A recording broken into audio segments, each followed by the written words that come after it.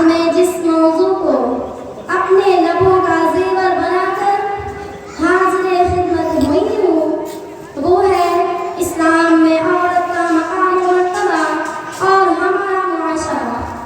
لفظ عورت کا معنی اردو لغت میں چھپانے کی چیز کے ہیں۔ ایک ذی شعور انسان جسے اللہ تبارک و تعالی نے ادنا عقل و فراست سے نوازا ہے وہ یہ لغوی معنی سنتے ہی جان لے گا کہ جہاں عورت ہوگی وہاں پردہ ضرور ہوگا۔ گویا عورت اور پردہ دونوں لازم و ملزوم ہے اور یہی پردہ شریعت کو محبوب و مطلوب اور پسندیدہ ہے جو ہمارے سماج کی پاکیزگی اور ماحول کی نظافت کا ضامن ہے۔ سامعین مکرم، عورت ذات کو اسلام نے جو مقام و مرتبہ عطا فرمایا ہے دنیا کے دیگر مذاہب میں دور تک اس کا تصور نہیں کیا جا سکتا۔ اگر ہم تاریخ کے اوراق پر نظر ڈالیں گے تو اسلام سے قبل عورت ایسے دور میں نظر آئے گی جہاں ظلم و جبر کے پہاڑ توڑے جا رہے تھے، جہاں انسانیت کا خون پانی کے مانند بہایا جا رہا تھا، جہاں عورت راستے میں پڑے کنکر کی مانند تھی۔ جی ہاں، اسلام سے قبل عورت ظلم و ستم کا ماجگاہ تھی۔ دنیا کا کوئی ظلم ایسا نہیں تھا جو ان پر زمانہ رکھا گیا ہو۔ ان مظلوم عورتوں کے لیے ہر ہلاکت و بربادی کا پیغام تھی۔ لڑکیوں کو زندہ درگور کر دیا جاتا تھا۔ اسے قرآن تعبیر کرتا ہے وَإِذَا الْمَوْءُودَةُ سُئِلَتْ بِأَيِّ ذَنبٍ قُتِلَتْ۔ اسی دور میں جب ان کو بیٹی کی خوشخبری سنائی جاتی تھی تو شب کے چھپے پھرتے تھے، ان کے چہرے کا رنگ سیاہ ہو جایا کرتا تھا۔ سرزمین خدا باوجود کشادہ اور وسعت کے ان بے کس ہستیوں پر تنگ کر دی گئی تھی۔ سامعین مکرم، ایسے پرفتن دور میں اسلام کا آفتاب فاران کی چوٹی پر طلوع ہوا۔ اس کی نورانی کرنوں نے دیکھ